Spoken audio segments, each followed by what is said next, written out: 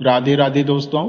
अगर आप हमारे चैनल पर नए हैं तो कृपया चैनल को लाइक, सब्सक्राइब और शेयर करना न भूलें। बहुत पुराने समय की बात है। एक प्रतिष्ठित सेठ थे। उनके सातों बेटे अपने अपने जीवन में व्यस्त थे, जिनकी शादी हो चुकी थी और वे अपने पिता के व्यापार को संभालने में मदद करते थे। सेठ जी अब वृद्ध हो चले थे, इसलिए उन्होंने अपने सभी व्यवसाय की जिम्मेदारी अपने पुत्रों को सौंप दी। उन्होंने मन में ठान लिया कि अब वह यात्रा करेंगे, क्योंकि युवावस्था में उन्होंने अपना सारा समय और ऊर्जा व्यापार को समर्पित कर दी थी। अब वह निश्चिंत होकर संसार देखने का आनंद लेना चाहते थे। परिवार वालों ने यह सुनते ही कहा, आपकी उम्र अब ऐसी नहीं है कि अकेले यात्रा कर सके। हमें आपकी सुरक्षा की चिंता होगी। उस समय प्राचीन व्यापारी और राजे महाराजे यात्रा में अपने साथ कुछ लोग ले जाया करते थे। सेठ जी को भी यही सलाह दी गई। एक दिन सेठ जी के पास उनका नाई आया। हजामत के दौरान सेठ जी ने नाई को अपनी यात्रा की योजना के बारे में बताया और उससे कहा, यदि तुम मेरे साथ चलो तो मैं तुम्हें प्रतिदिन एक स्वर्ण मुद्रा दूंगा। यह सुनकर नाई अत्यंत प्रसन्न हुआ, क्योंकि वह साल भर में मुश्किल से 12 स्वर्ण मुद्राएं कमा पाता था। लेकिन उसकी तबीयत ठीक नहीं थी, इसलिए उसने कहा, सेठ जी, मैं तो आपके साथ नहीं जा सकता, पर मेरा बेटा आपके साथ जा सकता है। मैं उससे पूछकर आपको खबर दूंगा। नाई ने घर जाकर अपने बेटे से इस विषय में बात की, लेकिन उसका बेटा नई नई शादी के बाद अपनी पत्नी को छोड़ने के लिए तैयार नहीं था। उधर प्रतिदिन एक स्वर्ण मुद्रा कमाने का लोभ भी था। उसकी पत्नी ने उसे समझाया, यदि तुम ऐसे मौके गंवाओगे तो हमारी गृहस्थी कैसे चलेगी। सेठ के साथ जाओ, परंतु अपनी एक शर्त रखो। पत्नी ने एक उपाय सुझाया। उसने कहा, तुम सेठ जी से यही शर्त रखो कि हर दिन तुम उनसे एक ऐसा प्रश्न पूछोगे जिसका उत्तर वे न दे पाए। यदि किसी दिन वे उत्तर न दे सके तो तुम उसी दिन लौट आना। यह बात बेटे को जंच गई। वह सेठ जी के पास गया और कहा, सेठ जी, मैं आपके साथ चलने को तैयार हूं, लेकिन मेरी एक शर्त है। आपको हर दिन मेरे प्रश्न का उत्तर देना होगा। यदि किसी दिन आप उत्तर नहीं दे सके तो मैं उसी दिन वापस लौट आऊंगा। सेठ जी उसकी बात सुनकर मुस्कुराए और बोले, ठीक है, यात्रा में बातें भी होती हैं, तुम्हारे प्रश्न भी उन्हीं का हिस्सा होंगे। नाई के बेटे ने यह बात मान ली और दोनों तीर्थ यात्रा पर निकल पड़े। चलते चलते वे मेवाड़ राज्य पहुंच गए। वहां की भूमि ऐतिहासिक और सांस्कृतिक धरोहर से परिपूर्ण थी। इस यात्रा के दौरान सेठ जी और नाई के बेटे के बीच रोचक वार्तालाप और घटनाएं घटित होने लगी, जो उनकी यात्रा को और भी स्मरणीय बना गई। मेवाड़ राज्य अपनी अद्वितीय ख्याति के लिए प्रसिद्ध था। ये क्षेत्र कभी राणा वंश की शान और गौरव का केंद्र हुआ करता था। यहाँ की भौगोलिक संरचना में पर्वतों की भरमार थी और रास्ते अक्सर पत्थरीले व ऊबड़ खाबड़ थे। इस राज्य का सबसे प्रसिद्ध नगर चित्तौड़ था, जिसे ऐतिहासिक धरोहरों और वीर गाथाओं के लिए जाना जाता है। सेठ और नाई जब चित्तौड़ पहुंचे तो उन्होंने किले के भीतर प्रवेश किया। इस भव्य किले में उन्होंने कई ऐतिहासिक स्थलों का अवलोकन किया, जैसे पद्मिनी का महल, रत्न सिंह का महल, पत सिंह का महल, शिव मंदिर, काली मंदिर, मीराबाई का मंदिर और कई अन्य स्मारक। उन्होंने वहां मौजूद बावड़ियों और कुन्नों का भी निरीक्षण किया, जो किले की जल प्रबंधन प्रणाली का हिस्सा थी। इन दर्शनीय स्थलों को देखने के बाद दोनों ने पास की एक नदी के किनारे विशाल वृक्षों के नीचे डेरा डाल दिया, जहां कई अन्य यात्री भी ठहरे हुए थे। सेठ जी ने नाई को कुछ पैसे देकर कहा कि वह बाजार जाकर खाने पीने का सामान खरीद लाए। नाई पैसे लेकर बाजार की ओर चल पड़ा। रास्ते में उसने देखा कि एक भटियारा, एक सैनिक और एक वेश्या मिलकर एक व्यक्ति को पकड़े हुए राज दरबार की ओर ले जा रहे थे। वे तीनों जोर जोर से कह रहे थे, यह व्यक्ति बड़ा ठग है, इसने हम सभी को धोखा दिया है। आज इसे पकड़ने में कामयाब हुए हैं और अब इसे राजा के सामने पेश करेंगे ताकि इसे उचित सजा दी जा सके। उनके साथ भारी भीड़ भी चल रही थी। यह दृश्य देखकर नाई चकित हुआ, लेकिन उसने ध्यान न देकर अपना सामान खरीदने का कार्य पूरा किया। जब नाई सामान लेकर वापस लौट रहा था तो उसने देखा कि वही ठग नगर के लोगों के बीच स्वतंत्रता से घूम रहा था। उसने उत्सुकतावश कुछ लोगों से पूछा तो पता चला कि ठग ने अपने अपराधों को राजा के सामने स्वीकार कर लिया था, लेकिन फिर भी राजा ने उसे दंडित करने के बजाय मुक्त कर दिया। यह जानकर नाई को बड़ा अचंभा हुआ। वह सोचने लगा कि आखिर ऐसा क्या कारण रहा होगा कि अपराध स्वीकार करने के बावजूद ठग को सजा नहीं दी गई। नाई यह सोचते हुए सेठ जी के पास पहुंचा। उसने सामान उनके सामने रखा और कहा, सेठ जी, मुझे तो कुछ भी समझ नहीं आ रहा। मैं अब घर लौटना चाहता हूं। सेठ जी मुस्कुराते हुए बोले, तुम्हें जरूर कुछ असाधारण घटना देखने को मिली होगी। पहले खाना बनाओ, फिर मैं तुम्हारे सवाल का उत्तर दूंगा। सेठ जी की बात सुनकर नाई चुपचाप भोजन बनाने में जुट गया। उसने खाना तैयार किया, बर्तन साफ किए और दोनों ने साथ मिलकर भोजन किया। खाने के बाद नाई ने सेठ जी का बिस्तर लगा दिया और आराम के लिए कवर भी दे दिया। जब सेठ जी सोने के लिए तैयार हो गए तो नाई ने बर्तन धोने का काम पूरा किया और फिर उनके पास आकर उनके पैर दबाने लगा। वह विनम्रता से बोला, सेठ जी, अब तो मेरे प्रश्न का उत्तर दीजिए। आपने अभी तक कुछ नहीं कहा। तब सेठ जी बोले, पहले अपनी देखी हुई घटना विस्तार से सुनाओ। नाई ने जब अपनी बात कहनी शुरू की तो सेठ जी बोले, मैं भी एक रोचक किस्सा सुनाता हूं, ध्यान से सुनो। सेठ जी ने कहा, एक समय की बात है, एक निर्धन जाट था जिसकी स्थिति इतनी दयनीय थी कि उसके पास खाने के लिए भी कुछ नहीं बचा था। भूख से व्याकुल होकर उसने अपनी टूटी फूटी हांडी और थोड़े से चावल बांधे और घर छोड़ दिया। चलते चलते वह एक सराय में रुका और भटियारिन से बोला, इन चावलों को मेरी हांडी में पका देना, मैं इधर उधर घूम कर आता हूं। भटियारिन ने उसकी हांडी में चावल पकने रख दिए, लेकिन जाट कहीं गया नहीं, सराय में ही छिपकर बैठ गया और भटियारिन की गतिविधियां देखने लगा। जब चावल पक गए तो भटियारिन का एक बेटा आया और उसने चावल मांगे। भटियारिन ने उसे 2 चम्मच चावल दे दिए। फिर दूसरा बेटा आया और उसने भी चावल मांगे, उसे भी 2 चम्मच चावल दे दिए गए। ये सब जाट देखता रहा। कुछ देर बाद जाट बाहर निकला और भटियारिन से चावल मांगे। भटियारिन ने चावलों के साथ उसकी हांडी भी उसके सामने रख दी। जाट ने हांडी को कान से लगाया और गंभीरता से बोला, चुप भी हो जा, मैं सब समझ गया। तुमने अपने दोनों बेटों को 2-2 चम्मच चावल दिए और अब मुझे यही बचा चावल दे रही हो। इतना कहकर उसने हांडी से बचे हुए चावल निकालकर खा लिए। भटियारिन यह देखकर अचंभित हो गई। उसने जाट से पूछा, तुम ये क्या कर रहे थे और ये बात कैसे जानते हो? जाट ने गंभीरता से कहा, यह हांडी जादुई है। ये कान में सारी चोरी चकारी का हाल बता देती है। जो चावल तुमने निकाले वह इसने मुझे बता दिए। यह सुनकर भटियारिन को हांडी के प्रति लालच हो गया। उसने सोचा, यदि यह हांडी मुझे मिल जाए तो मैं अपनी सराय में होने वाली हर चोरी का रहस्य जान सकती हूँ। उसने तुरंत जाट से कहा, यह हांडी मुझे दे दो, मैं तुम्हें इसके बदले अच्छी खासी कीमत दूंगी। जाट ने बड़ी चतुराई से कहा, इस हांडी की कीमत 100 रुपये है। यदि तुम्हें इसे खरीदना है तो 100 रुपये अभी दे दो। भटियारिन ने जल्दी से 100 चांदी के सिक्के लाकर उसे दिए और हांडी को अपने कब्जे में ले लिया। जाट ने पैसे लिए और वहां से तुरंत चला गया। सेठ जी ने कहानी खत्म कर नाई से पूछा, अब बताओ, तुम्हारी देखी गई घटना ने तुम्हें क्या सिखाया? इतने में भटियारिन का पति वहां पहुंचा।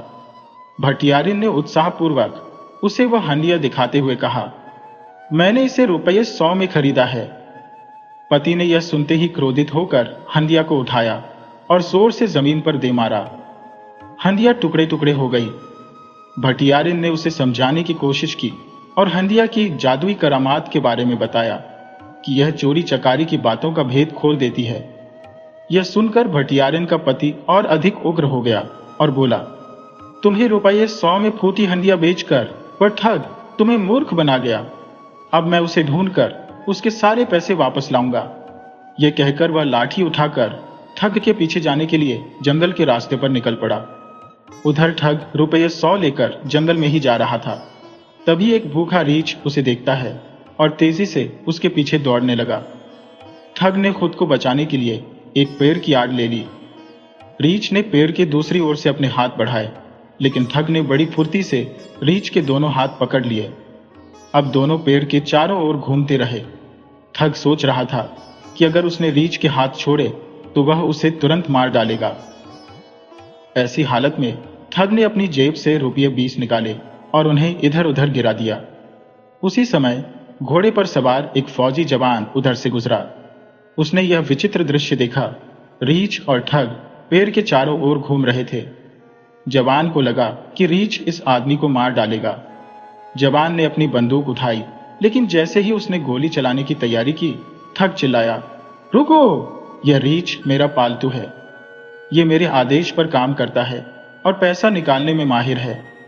लेकिन आप जैसे बाहरी व्यक्ति को देखकर यह थोड़ा डर गया है और रुक गया है। जवान ठग की बातों पर यकीन कर बैठा, खासकर जब उसने जमीन पर पड़े रुपये 20 देखे। उसने सोचा, यह रीछ सचमुच करामाती है। अगर यह मेरा हो जाए तो मैं अपनी मर्जी से पैसे निकलवा सकता हूं। यह सोचकर जवान बोला, मुझे यह रीछ बेच दो, मुझे इस समय पैसों की बहुत जरूरत है। ठग ने जवान की बात सुनकर कहा, अगर तुम्हें यह रीछ चाहिए तो रुपये 400 और अपना घोड़ा मुझे दे दो। मैं तुम्हें रीछ के हाथ पकड़ने का तरीका सिखा दूंगा, और हाँ, ये रुपये 20 भी मैं ले जाऊंगा। जवान ने अपनी स्थिति बताते हुए कहा, मेरे पास तो सिर्फ रुपये 300 है, क्या तुम रुपये 300 में इसे दे सकते हो? ठग ने थोड़ी देर सोचा, फिर कहा, ठीक है, रुपये 300 दे दो, मैं इसे तुम्हारे हवाले कर देता हूं। बाकी पैसे और घोड़ा मुझे दे देना जब तुम्हारे पास हो। जवान ने रुपये 300 उसे दिए और ठग वहां से तेजी से निकल गया। उस आदमी ने फौजी की बात मानकर सौदा तय कर लिया। फौजी ने घोड़े से उतरकर रुपये 300 जमीन पर रख दिए और रीछ को मजबूती से पकड़ लिया। ठग ने जल्दी से वह रुपये 300 और पहले से पड़े रुपये 20 उठाए और घोड़े पर चढ़कर भाग निकला।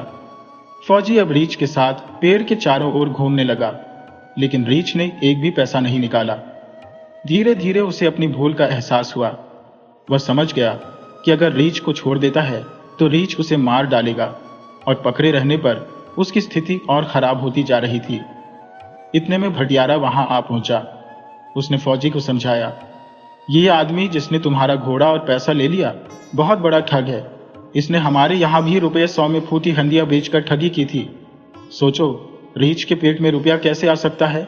ये कहते हुए भटियारा ने अपनी लाठी उठाई और रीछ को मार डाला, जिससे फौजी की जान बच गई। इसके बाद भटियारा और फौजी ठग को पकड़ने के लिए घोड़े के खुरों के निशान का पीछा करते हुए आगे बढ़े। उधर ठग घोड़े पर सवार होकर दूसरे शहर पहुंचा। शाम होते ही उसने एक सराय में डेरा डाला और घोड़े को 2 सेर दाना खिलाया।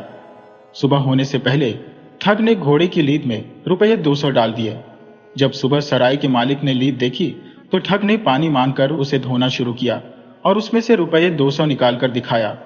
उसने कहा, मेरा घोड़ा करामाती है, जितना दाना इसे खिलाओ उतना ही पैसा इसकी लीद से निकलता है। यह सुनकर सराय के मालिक की आंखों में लालच आ गया।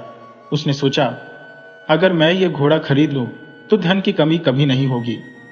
आखिरकार कई विनती और सौदेबाजी के बाद ठग ने रुपये 1000 लेकर घोड़ा बेच दिया और वहां से चलता बना। सराय के मालिक ने सोचा कि वह जल्द ही अपना पैसा वसूल कर लेगा।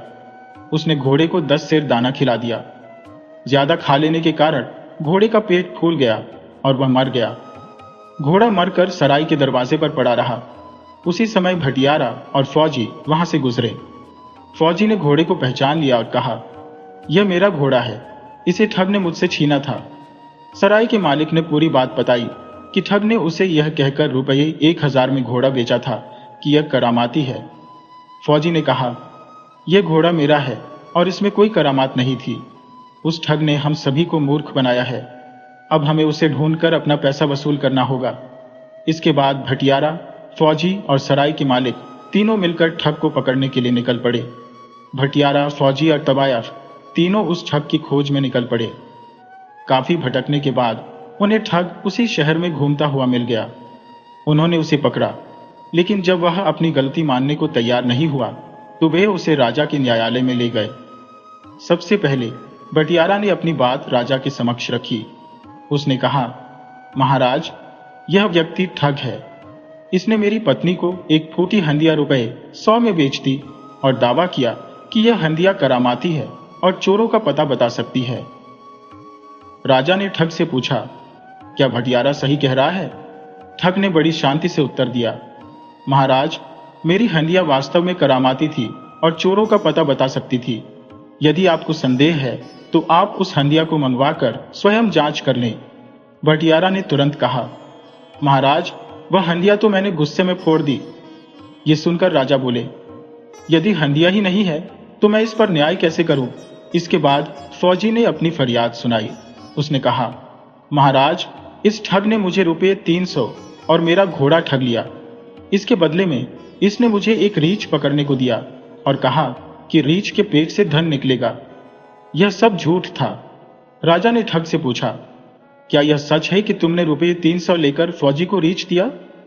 ठग ने आत्मविश्वास से कहा, महाराज, मेरा रीछ करामाती था। मैंने जो कुछ भी कहा सत्य कहा। यदि आप चाहें तो रीछ को मंगवाकर उसकी जांच कर लें। भटियारा बीच में बोल पड़ा, महाराज, मैंने उस रीछ को मार दिया।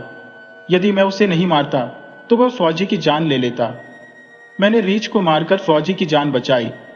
यह सुनकर राजा ने कहा, तुमने रीछ को मार दिया है तो मैं इस मामले में ठग को निर्दोष कैसे न ठहराऊं? इसके बाद तवायफ ने अपनी शिकायत रखी। उसने कहा, महाराज, इस ठग ने मुझे रुपये 1000 में एक घोड़ा यह कहकर बेच दिया कि वह जितना दाना खाएगा उतने रुपये लीब में निकालेगा। मैंने विश्वास किया, लेकिन यह धोखा था। राजा ने ठग से पूछा, क्या तुमने सचमुच यह घोड़ा करामाती बताया था? ठग ने राजा को जवाब दिया, महाराज, आप घोड़े को मनवाकर स्वयं उसकी जांच कर लें। यदि मैं झूठा हूं तो मुझे कठोरतम दंड दीजिए। तवायफ ने सिर झुकाकर कहा, महाराज, घोड़ा तो मर चुका है। राजा ने ठंडी सांस लेते हुए कहा, घोड़ा ही नहीं है तो मैं इस पर फैसला कैसे सुनाऊं? अंततः किसी भी ठोस सबूत के अभाव में राजा ने ठग को निर्दोष घोषित कर दिया और उसे छोड़ने का आदेश दिया। रात गहरा चुकी थी और राजा ने सभी को सुबह जल्दी जागने का निर्देश देकर विदा कर दिया। दोस्तों, यदि आपको यह कहानी पसंद आई हो तो कृपया हमारे चैनल को लाइक करें, सब्सक्राइब करें और इसे अपने दोस्तों के साथ शेयर करें। राधे राधे।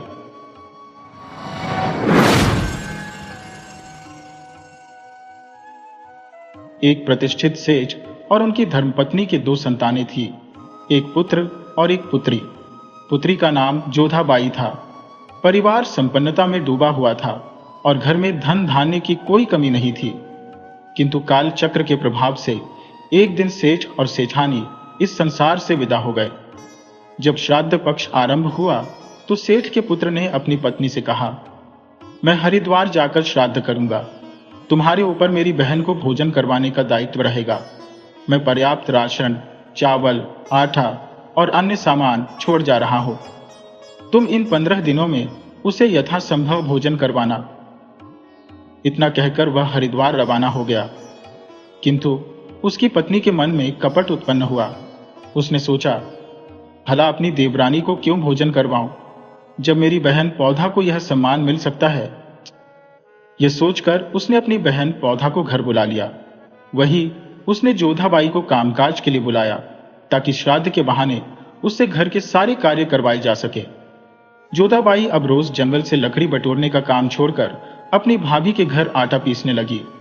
जब उसके बच्चे पूछते, माँ, हमारे लिए आटा कहाँ से आएगा, वह उन्हें दिलासा देती, जब मैं आटा पीस कर लौटूंगी तब जो आटा मेरे कपड़ों से और हाथों से झटक कर निकलेगा उसी से तुम्हारी रोटी बनाऊंगी। भाभी ने चालाकी से उसका दिन भर का श्रम ले लिया और अंत में उसे कपड़े झटक कर और हाथ धोकर लौट जाने को कहा।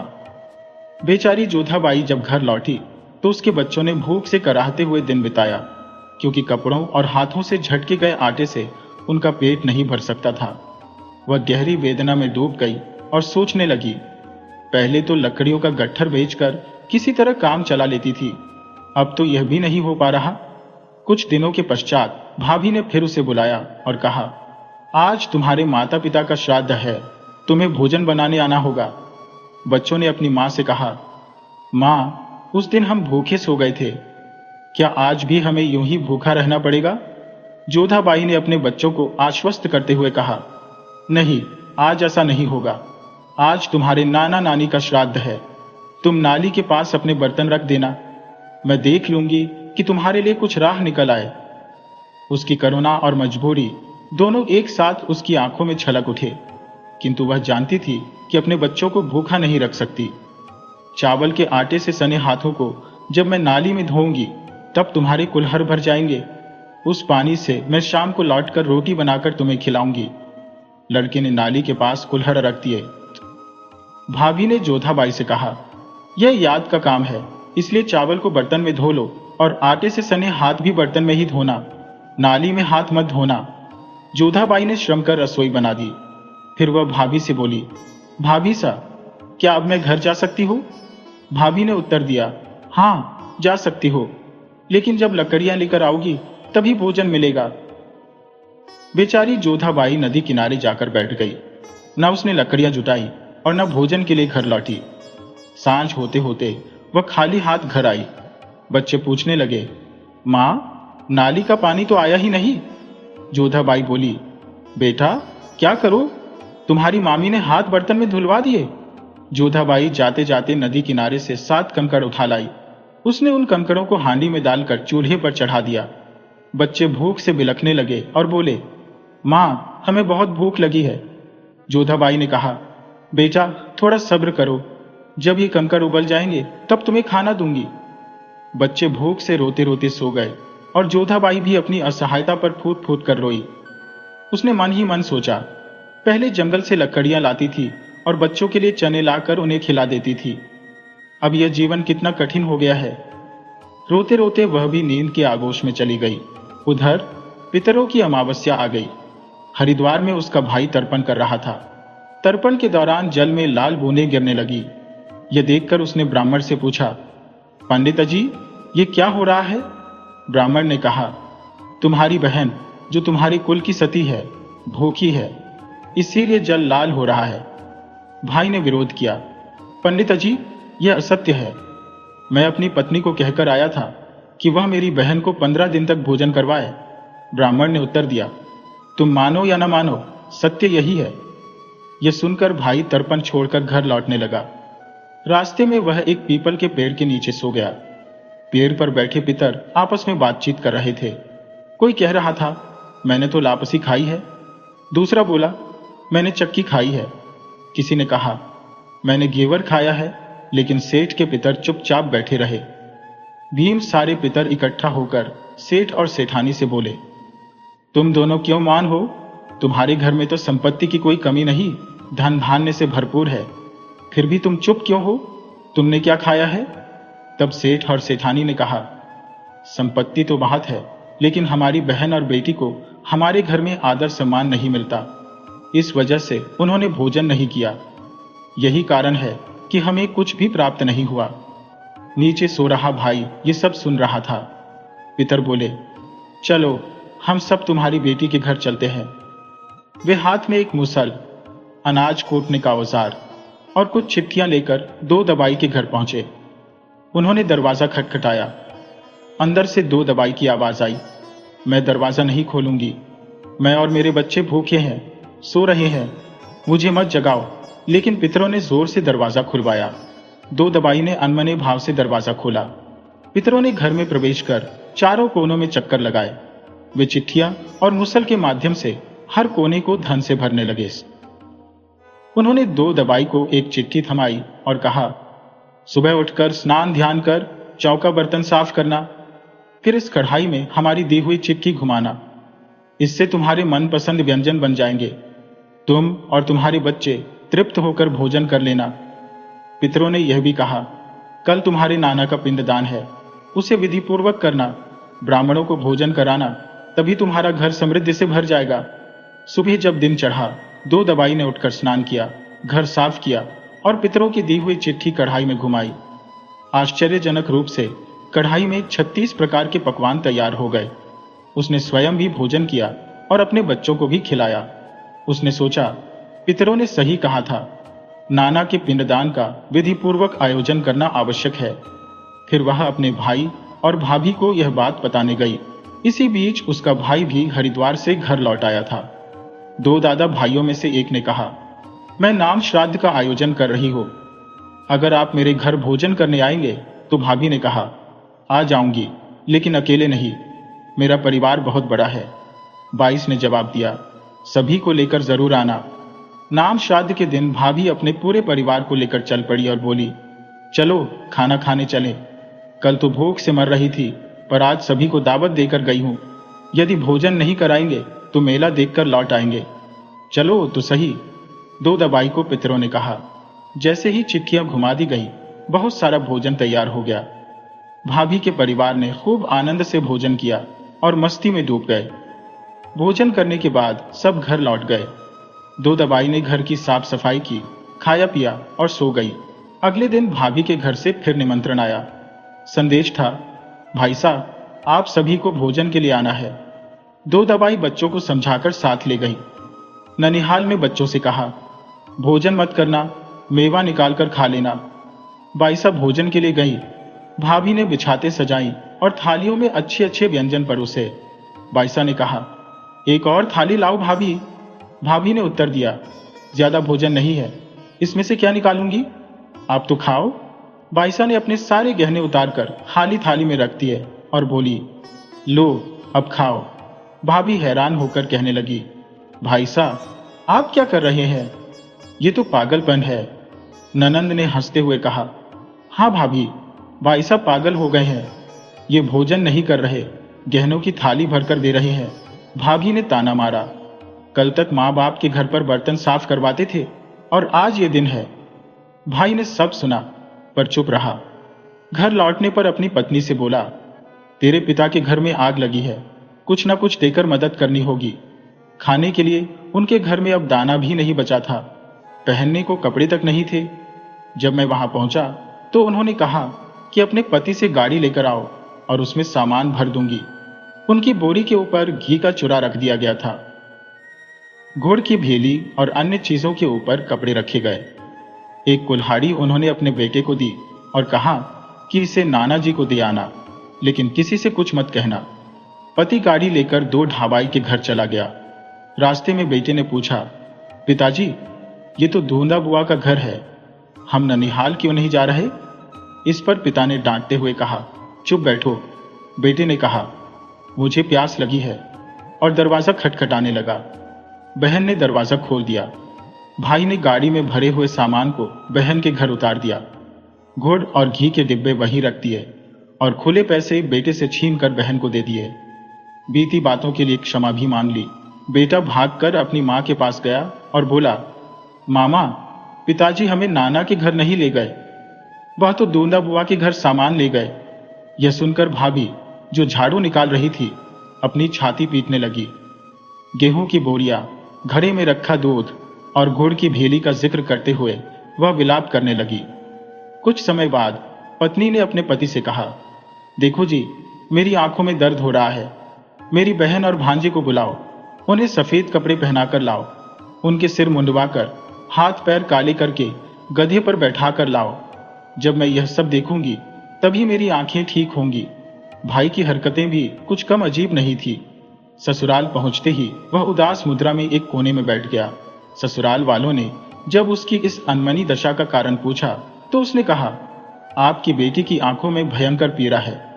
उसने कहा है कि मेरा भाई और पिता दोनों को काले हाथ पैर, मुंडे हुए सिर और सफेद कपड़े पहनाकर गधे पर बिठाकर गाजे बाजे के साथ लाओ, तभी उसकी आंखें ठीक होंगी। ये सुनकर घर वाले उसकी बात मानने को तैयार हो गए। सबने तैयारी की और गाजे बाजे के साथ गधे पर बैठकर चल पड़े। जैसे ही यह दृश्य उसकी बहन ने देखा वह भागकर बाहर आई। भाई ने मुस्कुराते हुए कहा, देखो बंदर की चेरी, तुम्हारा नाटक। यह देखकर बहन दुखी हो गई, लेकिन चुपचाप सब सह गई। कुछ दिनों बाद बहन ने कहा, मेरी सखी का विवाह है, मुझे जंगल से एक डाल लाकर दो। भाई ने डाल तो ला दी, पर बहन ने उसे आंगन में लगाकर पूजा शुरू कर दी। पूजा के दौरान उसने व्यंग्यात्मक लहजे में कहा, जो शाखा से लाएगा वह सासू और नंदों को धो देगा। भाई यह सब देख रहा था और बोला, मैंने भी तेरी तरह व्रत रखा है, मेरा भी ऊब घटौला का व्रत है। दिन भर भूखा रहने के बाद भाई जंगल से डाल लाया और उसे चौक में लगाकर कहने लगा, मैं ऊब घटौला का व्रत करता हूं। मर ससुर, दे साला। पत्नी ने गुस्से में कहा, आप मेरे पिता और भाई को क्यों गालियां दे रहे हैं। इस पर वह आग बबूला होकर लकड़ी उठाकर पत्नी की छोटी पकड़कर धमकाने लगा। उसने कहा, तुमने मेरी बहन के बारे में झूठ क्यों बोला कि उसका 15 दिन का श्राद्ध है और भोजन करवाया है। जब मैं वहां तर्पण कर रहा था तो पानी रक्तमय हो गया। ये सब क्यों किया तुमने। पत्नी ने पति के पैर पकड़कर क्षमा मांगी और वचन दिया कि वह भविष्य में ऐसी गलती नहीं करेगी। अंततः उन्होंने यह समझा कि पितरों के श्राद्ध का महत्व केवल कर्मकांड नहीं है, बल्कि यह हमारी जिम्मेदारी है। जितनी भी सामर्थ्य हो, अपने पितरों की तृप्ति के लिए सच्चे मन से श्राद्ध करना चाहिए।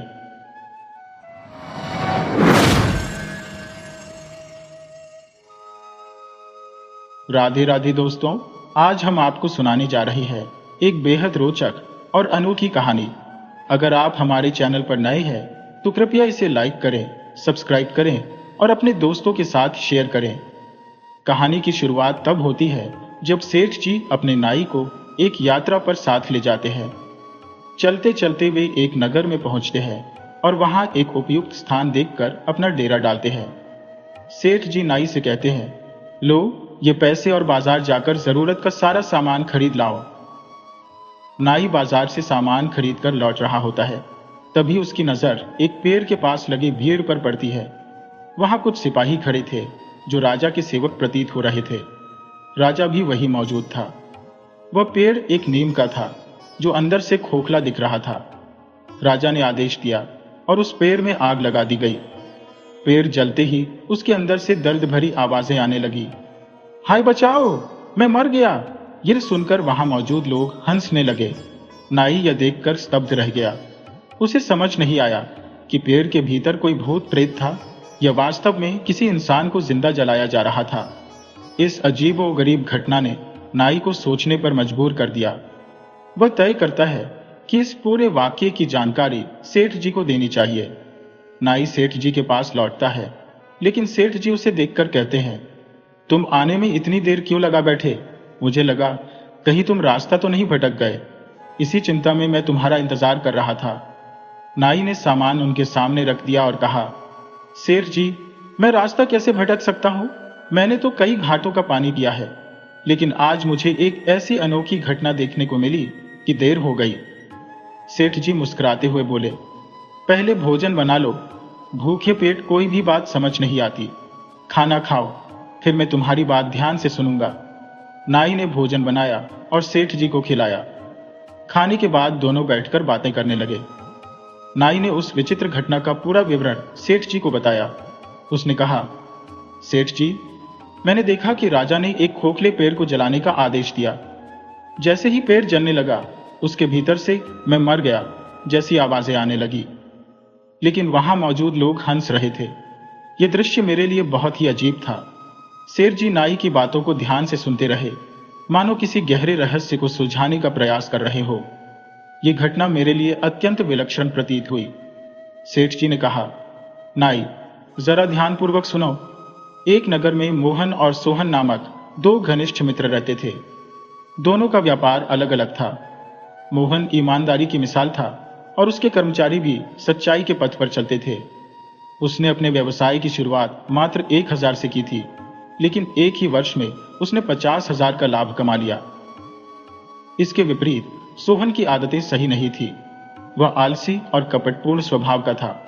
यही कारण था कि उसके नौकर भी उसके जैसे ही धोखेबाज हो गए थे। परिणाम स्वरूप एक वर्ष में उसे 40,000 का भारी नुकसान झेलना पड़ा और उसकी आर्थिक स्थिति जर्जर हो गई। एक दिन सोहन ने अपने मित्र मोहन से कहा, मित्र, मेरा व्यापार पूरी तरह से ठप हो गया है और मैं घोर संकट में हूं। कृपया मुझे यह बताओ कि इस समस्या से बाहर निकलने का कोई मार्ग है। सोहन की दुर्दशा देखकर मोहन ने उसे सांत्वना दी और कहा, मित्र, तुम्हारा दुख मेरा भी है। यदि तुम्हारा धन नष्ट हो गया है तो चिंता मत करो। मेरे पास पर्याप्त संसाधन है। हम दोनों मिलकर सांझी में व्यापार करेंगे और तुम्हें फिर से खड़ा करेंगे। मोहन की बातें सुनकर सोहन ने राहत की सांस ली और कहा, तुम जैसे मित्र तो भाग्य से मिलते हैं। मुझे अब यकीन हो गया है कि हमारे संयुक्त प्रयास से हम प्रदेश जाकर व्यापार में बड़ी सफलता अर्जित करेंगे। दोनों मित्र प्रदेश की ओर रवाना हुए। वहां उन्होंने परिश्रम और निष्ठा से अपने व्यवसाय को विस्तार दिया। बाहर की यात्राओं के माध्यम से भी उन्होंने अच्छा धन अर्जित किया। लेकिन जैसा कि पुरानी कहावत है, कुत्ते की पूंछ सीधी नहीं होती। सोहन का छलपूर्ण स्वभाव अभी भी बरकरार था। वह अवसर की ताक में रहता कि किसी तरह मोहन को धोखा देकर उसका धन हड़प सके। लेकिन मोहन ईमानदारी का प्रतीक था। और उसके नौकर स्वामी भक्त थे। उनकी सतर्कता के कारण सोहन अपनी कुटिल योजनाओं में सफल नहीं हो पाया। सोहन अपनी मीठी मीठी बातों से मोहन को भ्रमित करने की कोशिश करता, लेकिन उसके भीतर कपट का जहर हमेशा चलता रहता। मोहन अपनी सादगी और भरोसे के कारण सोहन की वास्तविक मंशा को समझ नहीं पाया। मोहन के नौकरों ने एक दिन उसे एकांत में बताया, स्वामी, सोहन के विचार आपके प्रति बुरे हैं। वह आपको धोखा देने की योजना बना रहा है, आप सतर्क रहें। नौकरों की बातें सुनकर मोहन को गहरा आघात लगा। उसने निश्चय किया कि अब व्यापार को अलग कर देना ही उचित होगा। उस समय तक मोहन के पास कुल 2 लाख रुपये जमा हो चुके थे। मोहन ने सोहन से कहा, मित्र, अब बहुत दिन हो गए हैं। प्रदेश में हमने काफी समय बिताया है और अब घर की याद बहुत सताने लगी है। चलो अपने घर लौटते हैं।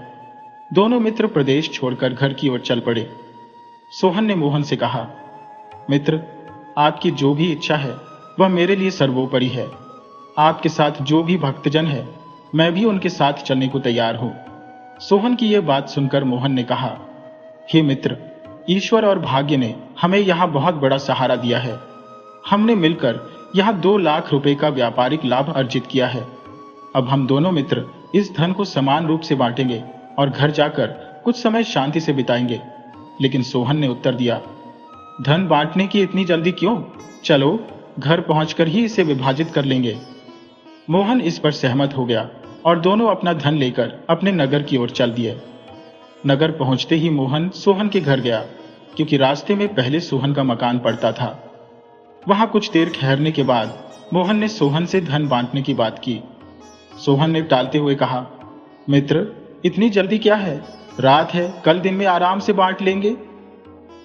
मोहन सोहन पर विश्वास करके सारा धन वहीं छोड़कर अपने घर लौट गया। 2-3 दिन बाद जब मोहन वापस सोहन के घर गया और धन बांटने का जिक्र किया, तो सोहन ने सीधे इनकार कर दिया। उसने कहा, तुम्हारा हिस्सा तो तुम पहले ही ले गए हो, मेरे पास तुम्हारा कुछ भी नहीं है। इस उत्तर से मोहन बहुत आहत हुआ और दुखी मन से अपने घर चला आया। कुछ दिनों बाद नगर के प्रतिष्ठित व्यक्तियों की पंचायत बुलाई गई। पंचायत में सोहन ने पूरी तरह से इनकार कर दिया कि उसने मोहन का कोई धन अपने पास रखा है। चूंकि कोई ठोस गवाह मौजूद नहीं था, पंचायत के लोग सही निर्णय नहीं ले पाए। अंततः मोहन ने न्याय के लिए राजा के दरबार में गुहार लगाई। राजा ने सोहन को बुलाकर कहा, तुमने मोहन का 1 लाख रुपया क्यों नहीं लौटाया? सोहन ने उत्तर दिया, महाराज, मैंने वह धन मोहन को मरघट के पास वाले नीम के पेड़ के नीचे सोते समय ही दे दिया था। यह व्यक्ति मेरे ऊपर झूठा आरोप लगा रहा है। राजा ने पूछा, क्या तुम्हारे पास कोई गवाह है? दोनों ने एक स्वर में कहा, हमारे पास कोई साक्षी नहीं है। राजा ने विचार किया कि सच्चाई का पता कैसे लगाया जाए। सोहन ने कहा, मैं उस नियम के पेड़ से साक्ष्य दिलवा सकता हूं। राजा ने अगले दिन नियम के पेड़ के पास जाकर न्याय करने का निश्चय किया। मोहन और सोहन दोनों अपने अपने घर चले गए।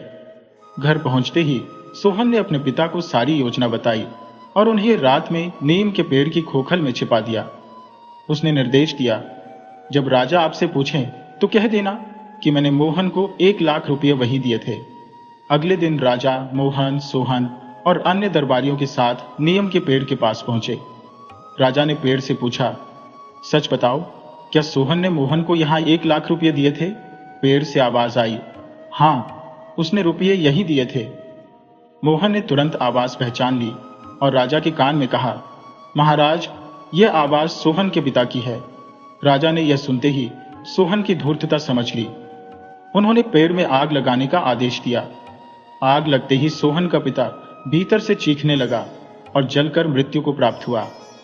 राजा ने गुस्से में सोहन को डांटा और मोहन का 1 लाख रुपया तुरंत लौटाने का आदेश दिया। उन्होंने सोहन से कहा, लालच एक भयावह दोष है। यह न केवल व्यक्ति को पतन की ओर ले जाता है, बल्कि उसका अंत भी दुखद करता है। इस घटना से शिक्षा लो और आगे से ऐसा अनुचित आचरण न करो। इस न्याय को देखकर सभी उपस्थित लोग राजा की प्रशंसा करने लगे। दोस्तों, अगर आपको यह कहानी अच्छी लगी हो तो कृपया हमारे चैनल को लाइक, सब्सक्राइब और शेयर करें। राधे राधे।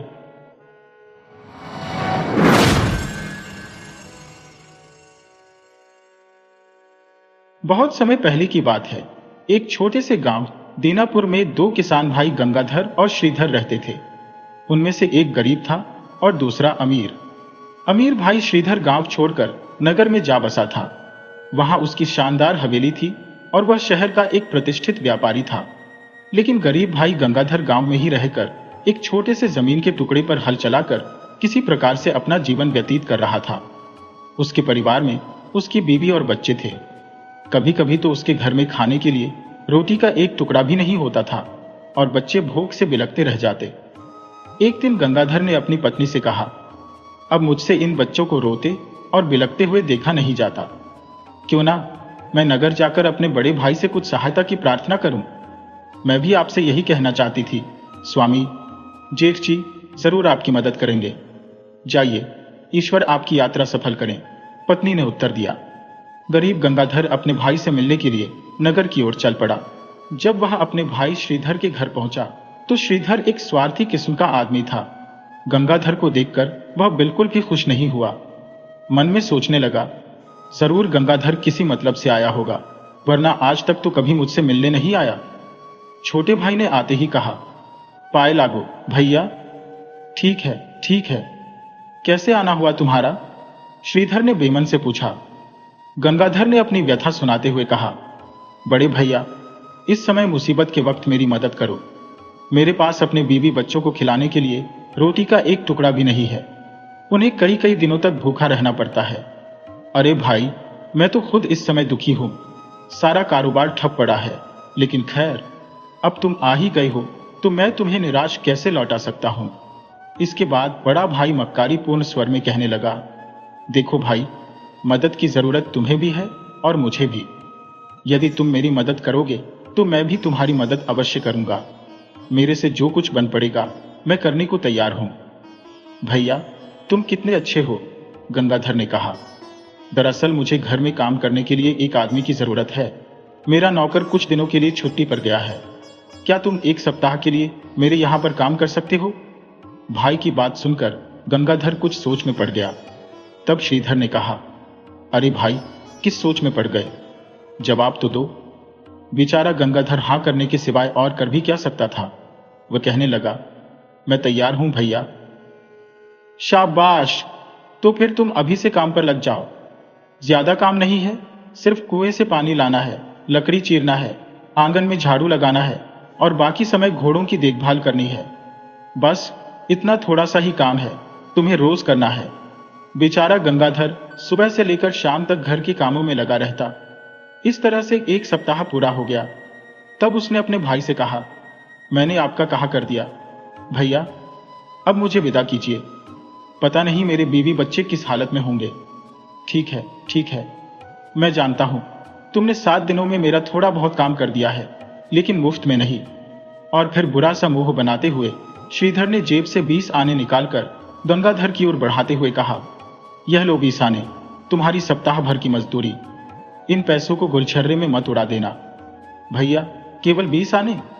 तो क्या 7 दिन के थोड़े से काम के लिए तुम्हें 500 आने दूं? नाराज क्यों होते हो भैया?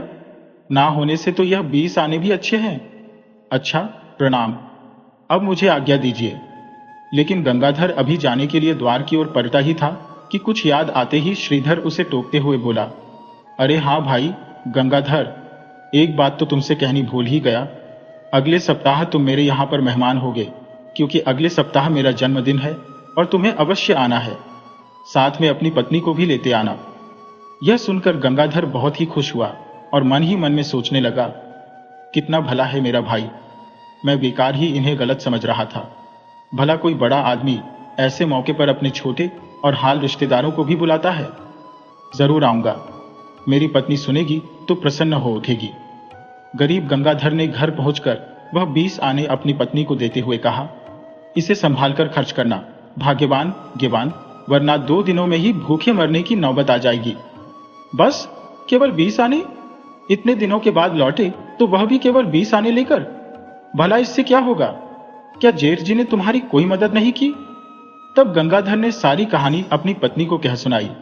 सारी बात जानकर वह कहने लगी, ओह, यह उम्मीद नहीं थी जेठ जी से कि वह ऐसा व्यवहार करेंगे। अरे भाग्यवान, तो उन्हें इतना बुरा मत समझ। वह तो बहुत ही उदार है। अगले सप्ताह उनका जन्मदिन है। हमें भी मेहमानों की तरह आमंत्रित किया है उन्होंने। क्या सचमुच? तब तो आनंद आ जाएगा। अब क्योंकि नगर का सफर काफी लंबा था, इसीलिए गंगाधर और उसकी पत्नी ने अपने बच्चों को पड़ोसी के यहाँ पर छोड़ा और श्रीधर के घर की ओर चल पड़े। जब वह श्रीधर के घर पहुंचे तो गंगाधर ने अपने भाई से कहा, भैया, मैं ठीक समय पर आ गया हूं ना? साथ में अपनी पत्नी को भी लाया हूं। ठीक है, जाओ, उधर जाकर बैठ जाओ। अब गंगाधर और उसकी पत्नी घर के एक कोने में जाकर बैठ गए। बेचारा गंगाधर और उसकी पत्नी श्रीधर की मंशा से अनभिज्ञ चुपचाप एक कोने में बैठे रहे। वे मेहमानों को खाते पीते और हंसते बतियाते देखते रहे। श्रीधर ने अपने भाई और उसकी पत्नी की तरफ कोई भी ध्यान नहीं दिया। जब दावत खत्म हो गई और सभी मेहमान अपने अपने घर को चले गए, तब गंगाधर ने अपने भाई से कहा, भैया, सब चले गए हैं, अब हमें भी तो आज्ञा दो। अरे, इस समय ना भाई ना, इतनी रात गए मैं तुम्हें जाने नहीं दूंगा। ऐसा करो, काम धाम में नौकरों का हाथ बटाओ, खाओ पियो और आज रात यहीं पर रुक जाओ। भोर होते ही चले जाना। बेचारे भोले भाले गंगाधर और उसकी पत्नी संकोचवश कुछ न बोल सके और बाकी नौकरों के साथ उन्होंने भी घर में साफ सफाई का काम किया। काफी रात गए। जब उनका काम खत्म हुआ तो उनके सामने बचा खुचा खाना लाकर रख दिया गया, जिसे खाकर वे दोनों चुपचाप नौकरों वाले कमरे में जाकर सो गए। अगले दिन भोर होने से पहले ही दोनों हवेली से निकल पड़े। जब वे दोनों उदास मन से अपने गांव की तरफ जा रहे थे, तभी गंगाधर के कानों में एक आवाज सुनाई दी। कोई उससे कह रहा था, रुको भले इंसान, जरा रुको, मुझे भी अपने साथ ले चलो। आवाज सुनकर गंगाधर ठहर गया और जब उसने आवाज की दिशा में मुड़कर देखा तो एक पेड़ के नीचे पिंजरे में एक तोता बंद था। गंगाधर ने जब यह देखा कि एक तोता मनुष्य की भाषा बोल रहा है तो वह हैरान रह गया। गंगाधर तेज कदमों से उस तोते के पास पहुंचा और कहने लगा, अरे, पक्षी होकर तुम मनुष्यों की भाषा कैसे बोल लेते हो? तब उसकी पत्नी कहने लगी, अजी, आप नहीं जानते, मैंने कई तोतों को मनुष्य की भाषा में बात करते देखा है। मेरी नानी के पास भी एक ऐसा ही तोता था। उनकी बातें सुनकर तोता कहने लगा, सुनो भले मानस, मैं यहां इस जंगल में अकेला हूं, क्या तुम मुझे अपने साथ अपने घर ले जा सकते हो? गंगाधर ने तपाक से कहा, हाँ, क्यों नहीं। तुम्हारे जैसा पक्षी पालने का मन भला किसका नहीं करेगा। लेकिन उसकी पत्नी कहने लगी, अरे, आप यह क्या कहते हैं? हमारा अपने तो खाने का कोई ठिकाना नहीं है, भला इस तोते को हम क्या खिलाएंगे? अरे भाग्यवान, जैसे भगवान हमारा पेट भरेगा वैसे ही इसके लिए भी कुछ ना कुछ इंतजाम हो ही जाएगा। और फिर गंगाधर तोते को उठाकर अपने घर ले आया। गंगाधर ने उस तोते को घर में ही बनी हुई एक अलग कोठरी में रख दिया। तोता अब वहीं पर रहता। उसके खाने पीने का इंतजाम भी कर दिया गया। गंगाधर का जब भी मन करता वह कोठरी में जाकर तोते से बातें करने लगता और अपना मन बहलाता। इसी तरह गरीबी में गंगाधर के दिन कट रहे थे। एक दिन जब उसके घर में खाने पीने को कुछ नहीं था, उसके बच्चे रोटी के लिए रो रहे थे, तो उसकी पत्नी ने गंगाधर को 8 आने देते हुए कहा, यह 8 आने लीजिए और आप आटा खरीद कर ले आइए, मैं बच्चों के लिए रोटी बना दूंगी।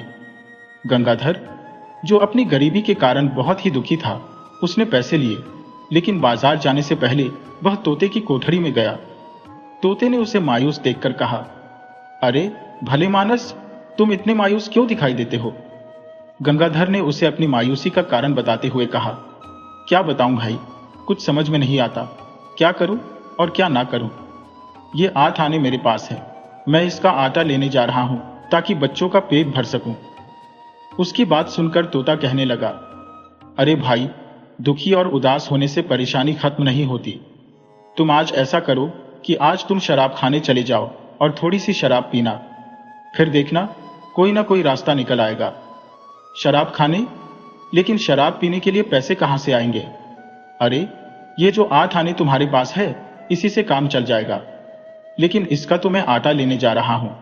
बच्चे भूख से बिलख रहे हैं, पहले अपना दुख खत्म करो, फिर उनके बारे में सोचना। और फिर तोते के बहकावे में आकर गंगाधर ने बाजार का रास्ता छोड़कर शराब खाने का रास्ता पकड़ लिया। वहां पहुंचकर उसने 8 आने निकाले और फिर शराब पीने लगा। शराब का नशा चढ़ जाने के बाद वह कहने लगा, वाह, कितनी अच्छी चीज है, सारी चिंताएं एक पल में ही दूर हो गईं। शराब पीकर झूमता झामता गंगाधर काफी रात देर से अपने घर लौटा। उसकी पत्नी कहने लगी, इतनी देर कहाँ लगा दी, आटा कहाँ पर है? देखो बच्चे रो रो कर सो गए, तो फिर तू क्यों जाग रही है? जा तू भी सो जा। अरे आपने शराब पी है? चुप, ना समझ, मैं शराब नहीं बल्कि चिंता से मुक्त होने वाली दवाई पीकर आया हूं। अब जाकर सो जा और मुझे भी सोने दे। लेकिन सुबह जब गंगाधर उठा तो उसके सामने फिर से वही दृश्य था। उसके बच्चे भूख से बिलक रहे थे। पत्नी ने कहा, तुम तो शराब पीकर चिंता से मुक्त हो गए, लेकिन बच्चे तो अभी भी भूखे हैं। पत्नी की बात सुनकर वह गुस्से में आकर कहने लगा, भूखे हैं तो मैं क्या करूं? किसी से थोड़ा सा आटा उधार मांग ला और इनके मुंह में ठूस दे। अब तो यही करना होगा। पता नहीं कोई आटा देगा भी या नहीं, गंगाधर कहने लगा। इन सब ने मिलकर तो मेरा दिमाग खराब कर दिया है। अपनी पत्नी के घर से बाहर जाते ही गंगाधर एक बार फिर से तोते वाली कोठड़ी में गया। तोता उसे देखकर कहने लगा, अरे भले मानस, उदास और दुखी मत हो, यह दुख तो केवल कुछ ही पलों के लिए है।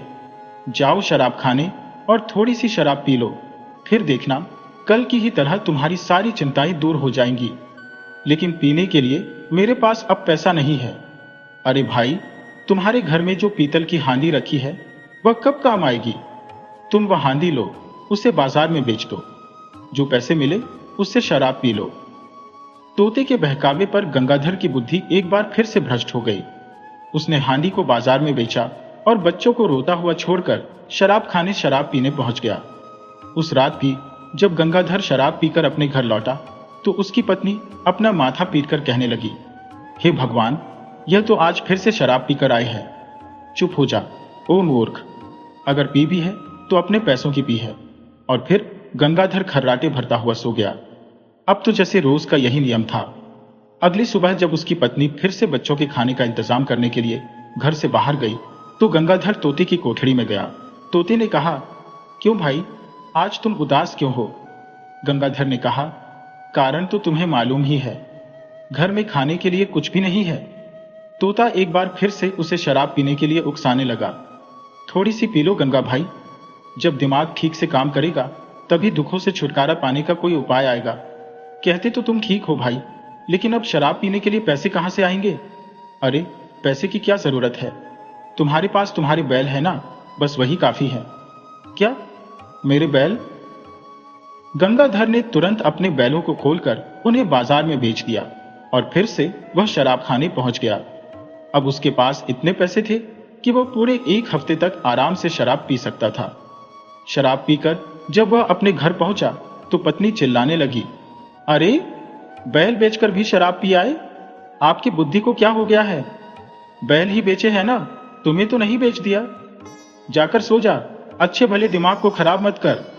अगले दिन जब गंगाधर का नशा उतरा तो उसकी पत्नी कहने लगी, शर्म आनी चाहिए आपको। यदि शराब पीने की यह लत ऐसे ही चलती रही तो एक दिन घर बार भी बिक जाएगा। मुझे माफ कर दो लाजो, सचमुच मैं मूर्खता कर रहा था, लेकिन अब मैं और नहीं करूंगा। उसकी पत्नी समझदार थी, उसे भी यह समझते हुए देर न लगी कि जो कुछ भी हो रहा है गंगाधर को उसका पछतावा है।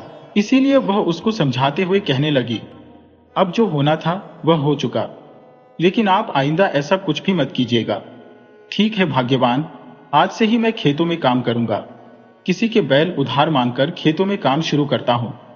यह सोचकर गंगाधर अपना हल उठाकर खेतों की तरफ जाने लगा कि तभी कोठरी में से तोते ने उसे आवाज लगाई।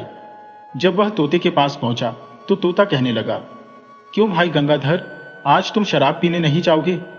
तोता भाई, अब मेरे पास बचा ही क्या है जिसे शराब में डुबो दो, अब तो मुझे काम पर ही जाना पड़ेगा। तोता कहने लगा, अरे शराब नहीं पियोगे? तुम्हें तो आज भी शराब मिल सकती है। एक बार फिर से गंगाधर तोते के बहकावे में आ गया। तोते ने कहा, तुम यह अपना हल बाजार में बेच दो और इसकी शराब पी लो। उस दिन भी गंगाधर ने वैसा ही किया। हल बेचकर वह शराब पी आया। जब वह घर लौटा तो उसकी पत्नी कहने लगी, हे ईश्वर, अब मैं क्या करूं? तुम तो आज फिर से शराब पीकर लौट आए हो। यह मुसीबत तो जरूर हमें बर्बाद कर देगी। और फिर उस तोते के चक्कर में फंसकर गंगाधर ने अपना सब कुछ बर्बाद कर लिया। यहां तक कि उसने अपनी झोपड़ी भी पड़ोसी के पास गिरवी रखकर सारा रुपया शराब की भेंट चढ़ा दिया। एक शाम की बात है, जब गंगाधर अपने तोते के साथ बैठा हुआ था तो तोते ने कहा, इतने चुपचाप क्यों हो भाई? कुछ बोलते क्यों नहीं? इस तरह से बैठे बैठे क्या सोच रहे हो तुम? तो देख रहे हो तोता भाई, अब मैं कंगाल हो चुका हूं। कुछ नहीं बचा मेरे पास, यहां तक कि ना तो खाने के लिए और ना ही शराब पीने के लिए। मेरा पूरा परिवार भूख के मारे बिलख रहा है। तोता कहने लगा, भाई तुम्हारी हालत देखकर मुझे सच में तुम पर दया आती है, लेकिन तुम चिंता मत करो, शराब के लिए धन का प्रबंध मैं कर दूंगा। जैसा मैं कहता हूं बस तुम वैसा ही करते चलो। कुछ समय के लिए अपने पड़ोसी से उसकी गाड़ी और बैलों की जोड़ी उधार मांग लो, फिर देखो मेरा कमाल। गंगाधर सोचने लगा कि लगता है अब यह तोता मुझसे पड़ोसी की बैलगाड़ी भी गिरवी रखवाएगा, परंतु गंगाधर तोते का कहना ना टाल सका और उठकर अपने पड़ोसी के पास जा पहुंचा। कहने लगा, भैया कुछ समय के लिए मुझे अपनी गाड़ी और बैलों की जोड़ी दे दो, उसके बदले में मैं 1 हफ्ते तक तुम्हारे घर में मुफ्त में काम कर दूंगा। पड़ोसी कहने लगा, गंगाधर अब ना तो तुम्हारे पास खेत है न घर बार, सब कुछ तो तुमने शराब में उड़ा दिया। अब क्या मेरी बैलगाड़ी भी बेचकर शराब पीने का इरादा है? नहीं भाई, ऐसा मत कहो। मैं तो सिर्फ जंगल से कुछ लकड़ियां लेने जा रहा हूं ताकि अपने बच्चों को कुछ खिला सकूं। पड़ोसी को उसकी बात सुनकर दया आ गई। यदि ऐसी बात है तो ले जाओ, लेकिन 2 बातों का ध्यान रखना। एक तो गाड़ी पर ज्यादा बोझ मत लादना, और दूसरे इसे बेचकर या गिरवी रखकर शराब पीने की कोशिश मत करना, वरना जेल में चक्की पिसवा दूंगा। भाई ऐसा कुछ भी नहीं होगा, बस कुछ ही समय के बाद आपकी बैलगाड़ी लौटा दूंगा। अपने पड़ोसी की बैलगाड़ी लेकर जब गंगाधर अपने घर पहुंचा तो तोता गंगाधर से कहने लगा, भाई अब तुम पिंजरे समेत उठाकर मुझे अपनी बैलगाड़ी पर रख लो, उसके बाद मैं तुम्हें जहां कहता हूं तुम बैलगाड़ी वहां पर ले चलो। गंगाधर ने तोते को अपनी बैलगाड़ी पर रखा और फिर तोते ने कहा, अब गाड़ी को उत्तर दिशा की ओर ले चलो। उत्तर दिशा की ओर? वहां तो भयानक जंगल है और डाकुओं का बसेरा है। अब तुम्हारा इरादा मुझे डाकुओं के हाथों मरवाने का है? तुम बेकार ही चिंता करते हो, मैं तुम्हारे लिए धन का प्रबंध करने जा रहा हूं, तुम चलो तो सही। चलते चलते जब वह जंगल के रास्ते पर आ गए तो गंगाधर ने कहा, भाई तोता आखिर बताओ तो सही कि माजरा क्या है? तब तोते ने कहा, अब तो तुम्हें बताना ही पड़ेगा। सुनो, असल बात यह है कि मैं तुम्हें उस गुफा की ओर ले जा रहा हूं जहां पर डाकुओं के द्वारा लूटा गया माल बंद है। बस यूं समझो कि पूरा खजाना वहीं पर है। सारा खजाना बोरों में भरकर अपनी बैलगाड़ी में लाद कर ले आना। गंगाधर ने कहा, लेकिन तोता तुम्हें डाकुओं के उस खजाने के बारे में कैसे मालूम? तोता कहने लगा, असल में बात यह है कि तुम्हारे पास आने से पहले मैं उन्हीं डाकुओं का पालतू तोता था। वह सभी डाकू एक गुफा में रहते थे जहां उनके साथ मैं भी रहता था। उनका सारा लूट का माल और खजाना उसी गुफा में था। लेकिन एक दिन राजा के सैनिकों ने उन पर हमला कर दिया। बहुत से डाकू मारे गए और बाकी डाकुओं को सैनिकों ने गिरफ्तार कर लिया, परंतु सैनिक खजाने के बारे में पता नहीं लगा पाए, क्योंकि वह सारा धन बड़े ही गुप्त तरीके से छुपा कर रखा गया था। राजा के सैनिक जब डाकुओं को गिरफ्तार करके ले जा रहे थे तो उन्होंने मुझे भी पिंजरे समेत उठा लिया, परंतु जंगल के रास्ते में ही मुझे एक पेड़ के नीचे छोड़कर चले गए जहां से तुम मुझे उठाकर लाए हो। तुम इतने दिनों से मुझे पाल रही हो और मेरी बात मानते हो, इसीलिए मैं आज तुम्हें उस गुफा की तरफ ले चलूंगा जहां डाकुओं का खजाना रखा है। तोते की बात सुनकर गंगाधर के चेहरे पर चमक आ गई। वह मन ही मन में बहुत खुश था, लेकिन साथ ही साथ उसके मन में एक विचार आया। वह सोचने लगा, अच्छा अब मुझे समझ में आया कि यह तोता मुझे शराब पीने के लिए इतना क्यों बहकाता था, क्योंकि यह तोता भी उन डाकुओं की संगत में रहता था जो रोज शराब पीते थे। उनकी संगत में रहकर यह तोता भी ऐसा ही दुराचारी बन गया, इसीलिए यह रोज मुझे शराब पीने के लिए बहकाता था। चलो कोई बात नहीं, कम से कम आज तो इसने ऐसा काम किया जिससे मैं मालामाल हो जाऊंगा। जल्दी ही गंगाधर बैलगाड़ी और तोते के साथ उस गुफा के सामने जा पहुंचा जहां डाकुओं का खजाना पड़ा था। गुफा के द्वार पर एक बड़ी सी चट्टान रखी हुई थी।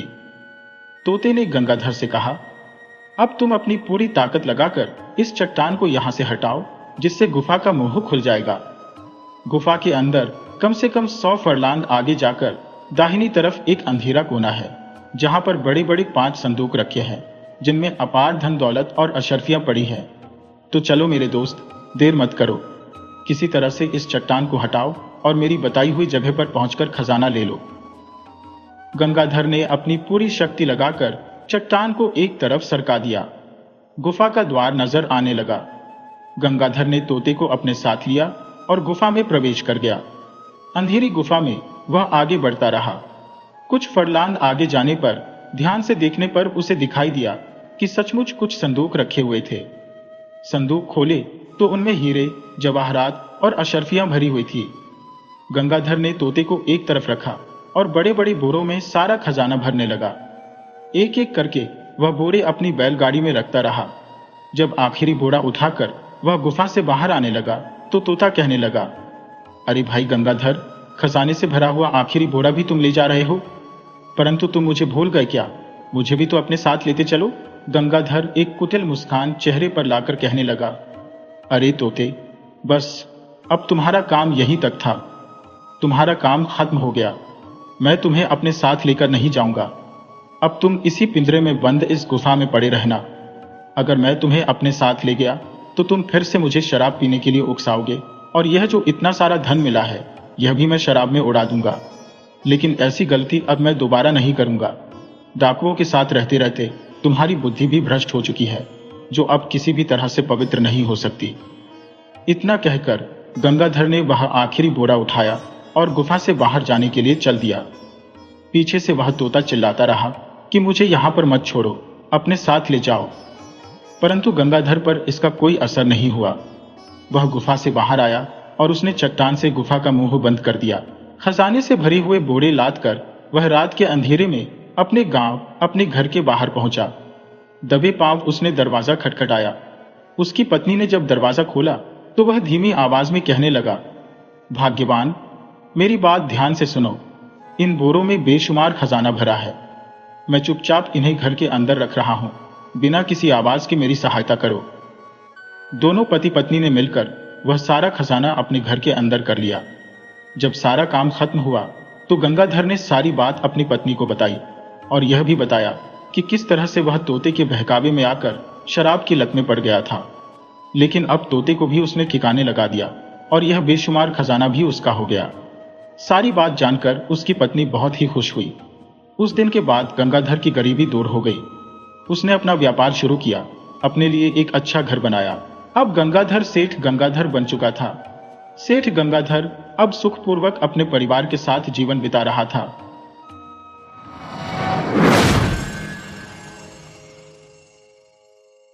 हरिपुर में रह रहे वृद्ध रामदास की एक पुत्री थी प्रभा, जो जन्म से ही मूक थी, किंतु वह श्रवण सक्षम थी। प्रभा के पड़ोस में रहने वाले नंदू को बचपन से ही प्रभा से अत्यधिक स्नेह था। वे दोनों साथ साथ खेलते हुए बड़े हुए थे। एक दिन नंदू ने प्रभा से कहा, प्रभा, वसंतपुर के महाराज अनंतपाल सिंह अपने राजमहल में एक मंदिर का निर्माण करवा रहे हैं। उस मंदिर के द्वार के लिए उन्हें चंदन की लकड़ी चाहिए, किंतु वसंतपुर में चंदन की लकड़ी नहीं मिलती।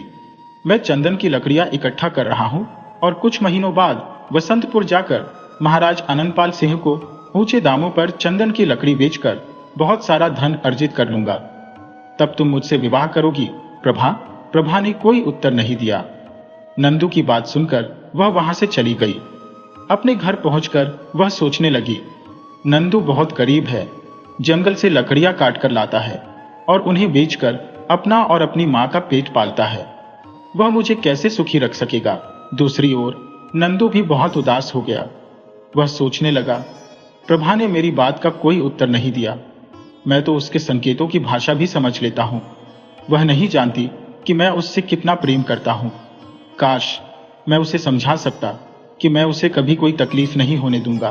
प्रभा का पिता वृद्ध रामदास भी अपनी मूक बेटी के लिए हमेशा चिंतित रहता था। दिन इसी प्रकार बीत रहे थे। नंदू रोज जंगल से लकड़ियां काटकर लाता और उन्हें बाजार में बेचता।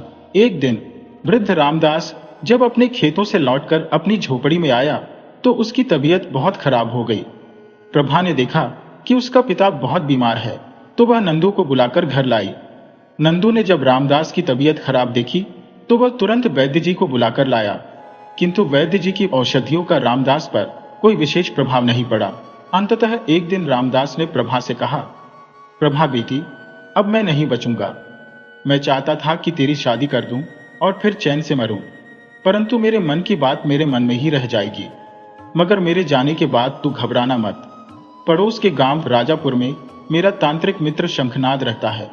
तू राजापुर जाकर शंखनाद से मिलना और यह पत्र उसे दे देना। वह तेरे लिए कोई अच्छा प्रबंध कर देगा और तेरा विवाह भी करवा देगा। उसी दिन रामदास का निधन हो गया। गांव वालों ने मिलकर रामदास का अंतिम संस्कार किया। नंदू की मां ने मूक प्रभा को बहुत ढांस दिया। बेटी, रो मत, हम तेरे साथ हैं। अगले दिन जब नंदू प्रभा के घर आया तो उसने देखा कि प्रभा अपना सामान एक पोटली में बांध रही है। वह समझ गया कि प्रभा कहीं जाने की तैयारी कर रही है। उसने पूछा, तुम तो कहीं जाने के लिए तैयार दिखती हो, कहाँ जा रही हो प्रभा? प्रभा ने इशारों में नंदू को बताया कि वह राजापुर जा रही है। तब नंदू उदास हो गया। क्या तुम यहां नहीं रह सकती? प्रभा, मेरे साथ मेरी बनकर रहो, मैं तुम्हें किसी प्रकार की कोई तकलीफ नहीं होने दूंगा। प्रभा ने नंदू की इस बात का कोई उत्तर नहीं दिया। तब वह बोला, ठीक है, यदि तुम जाना ही चाहती हो तो जाओ, मगर मुझे विश्वास है कि मेरा प्रेम तुम्हें एक दिन अवश्य ही मेरे पास वापस खींच लाएगा। यदि तुम कहो तो मैं तुम्हारे साथ चलूं, तुम्हें राजापुर छोड़कर वापस लौट आऊंगा। प्रभा ने इनकार में सिर हिला दिया और इशारों में नंदू को समझा दिया कि वह उसकी चिंता न करे, वह चली जाएगी।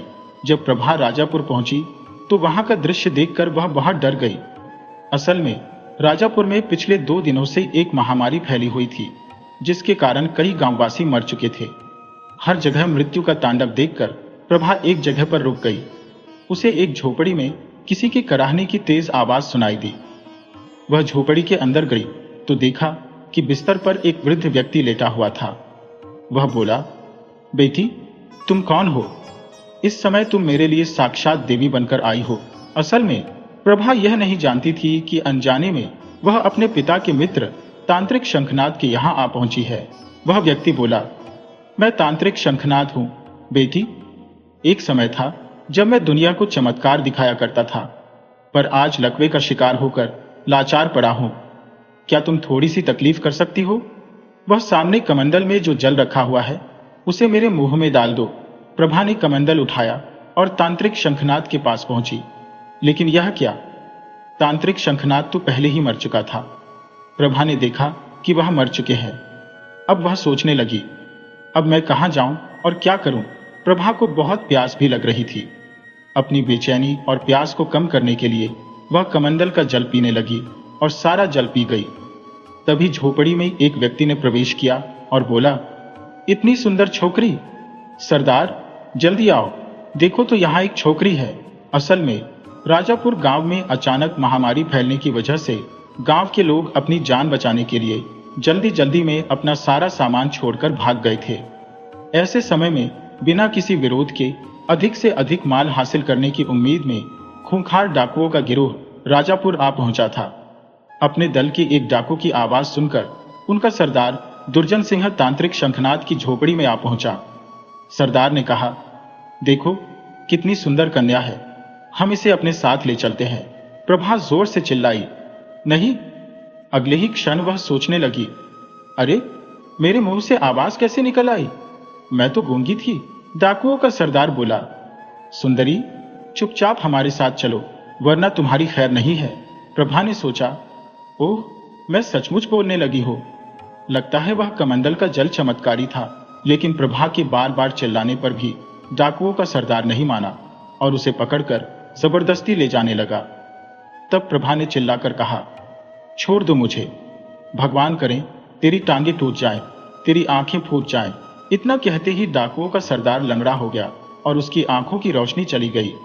प्रभा को मालूम नहीं था कि उसके मुंह से जो कुछ भी निकल रहा है वह सच हो रहा है। डाकुओं का सरदार चिल्लाने लगा, हाय, मैं अंधा हो गया, मुझे कुछ दिखाई नहीं दे रहा, मेरी टांगे भी नहीं चल पा रही है। सरदार के साथी घबराकर बाहर निकल आए और अपने साथियों को चिल्ला चिल्लाकर बताने लगे, साथियों, अंदर जो लड़की है वह कोई डायन लगती है। उसने जो भी कहा वह सच हो गया। उसने कहा सरदार लंगड़ा हो जाए और वह लंगड़ा हो गया। उसने कहा सरदार अंधा हो जाए और वह अंधा हो गया। हमें यहां से भाग जाना चाहिए। बाकी सब डाकू वहां से भाग गए। अब वहां पर केवल प्रभा और वह अपाहिज डाकू ही रह गए थे। डाकुओं का सरदार, जो अब अंधा और लंगड़ा हो चुका था, प्रभा से कहने लगा, सुनो देवी, मुझे यहां छोड़कर मत जाओ। प्रभा ने कहा, परंतु मैं तुम्हें अपने साथ कैसे ले जा सकती हूं? तुम तो चल भी नहीं सकते। इस महामारी से ग्रस्त गांव से निकलने के लिए मुझे एक तेज भागने वाले घोड़े की जरूरत है। तुम घोड़ा बन जाओ तो मैं तुम्हें अपने साथ रख सकती हूँ।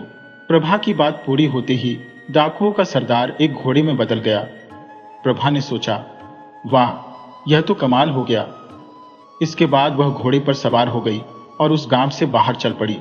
जल्द ही वह राजापुर गांव की सीमा से बाहर आ गई और वसंतपुर गांव में पहुंची।